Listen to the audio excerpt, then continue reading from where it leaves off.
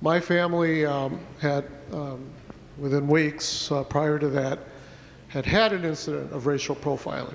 The further irony of it is that it was the same night that former President Bill Clinton was in town, and my wife and I went down and hung out downtown with a large crowd of people who fawned over the former president.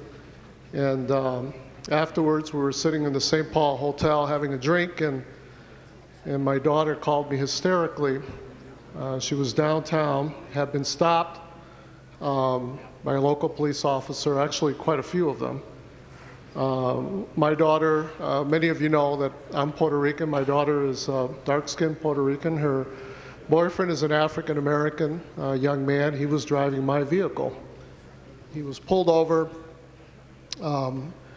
apparently for running a red light, which they never cited because he didn't run a red light. And that led into an escalating series of events that had him and two of his other African-American friends who were in the back seat spend a night in jail. They impounded my car.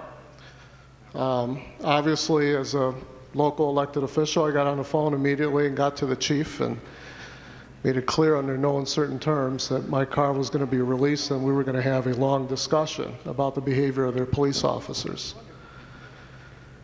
Well, you flash forward several years, and here we are.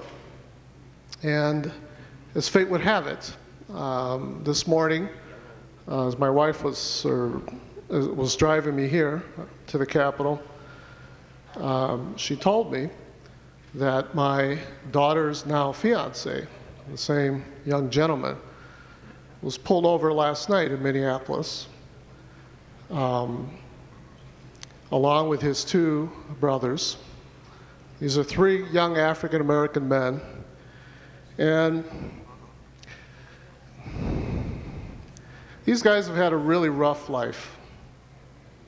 This older brother basically has raised these younger brothers because of all sorts of tough issues in their family.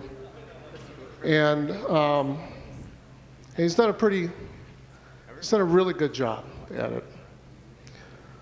One brother graduated from high school last year, is now in college in Iowa. He is here on a break. The other is a junior in high school here in St. Paul, a letterman, athlete, good student. These are three young African-American men who have every reason, quite frankly, to believe that the world is stacked up against them. And they refuse to believe that. They have dedicated themselves to being good individuals, to pursue educational opportunities, and to get ahead. But last night, our authorities in the city of Minneapolis sent them another message. They were pulled over after dropping off two of their friends in Minneapolis, and they were headed back to St. Paul. And it's still not clear to me why he was pulled over. He hasn't been cited. But yet again, that stop escalated into what, unfortunately, members, is not a rare thing that happens in the state of Minnesota. It's not a rare thing that happens in our nation. It's something that happens way more than most of us here have any idea. The young man from college is sitting in jail right now. They're going to hold him till Wednesday. They asked him to get out of the car. Police officers started pushing, shoving him around. And he's a young guy. He pushed back. Bad thing to do, but a very young guy thing to do. He wound up getting beat. The police officer who beat him broke his finger, smashing his fist into his face. The older brother, when he tried to calmly, imagine trying to stay calm, but you know what's at stake here, tried to let that officer know that he should lay off, was immediately maced and drugged down to the ground. The young high school kid was dragged off to the juvie detention center. My daughter, I just spoke to her an hour ago, is on her way over to see if she can see the young college boy. One, to make sure that he's getting medical attention, and two, to line up some legal representation. Members, I can tell you dozens of stories like this.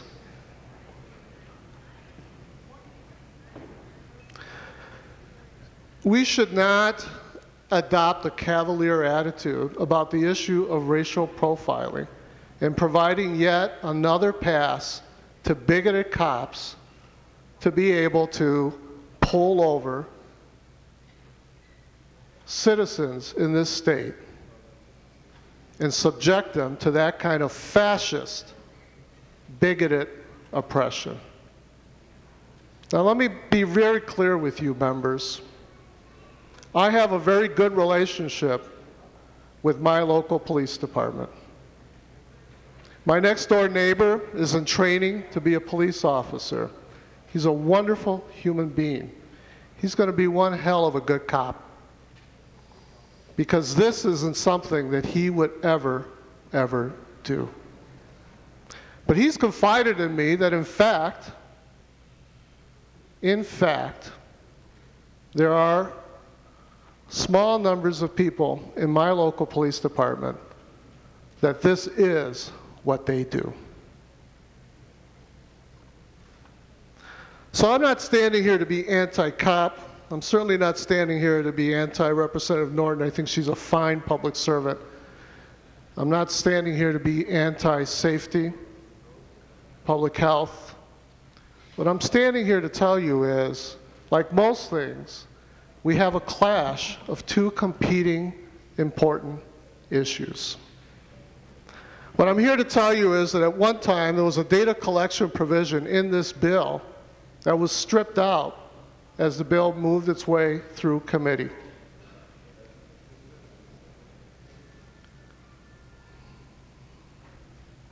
Members, we don't need to give police officers or anyone else another reason to stop citizens. Right now the law says you have to observe another offense in order to enforce the seatbelt provision. I've been engaged in this issue for several years, and it befuddles me, the resistance on the part of those who represent our police officers, the resistance to do what Representative Purcell just suggested should be done, to collect the information, to develop an accountability frame, not to get officers. I can't think of a more difficult job, perhaps Representative Greiling, other than teaching K-12 education. But seriously, with many friends in the police department, I can't think of a more difficult job that we ask them to do. But because it's difficult, because the stakes are so high, we should make sure that we're not giving free passes to the individuals like the ones last night, several years ago. And I'll tell you, I could stand here for hours and tell you stories. They're out there. They reflect some of the weakest sicknesses, frankly, that we have as a society. Not that we all share them, not that even the majority of us share them, but enough share them in positions of authority that, quite frankly, make life miserable for tens of thousands of people in the state of Minnesota. These aren't rare things, members. These are almost daily things. I've had it happen more than twice in my own family, more than twice. And when I chat with my constituents, largely Latino and Asian constituents, They can tell you detailed stories.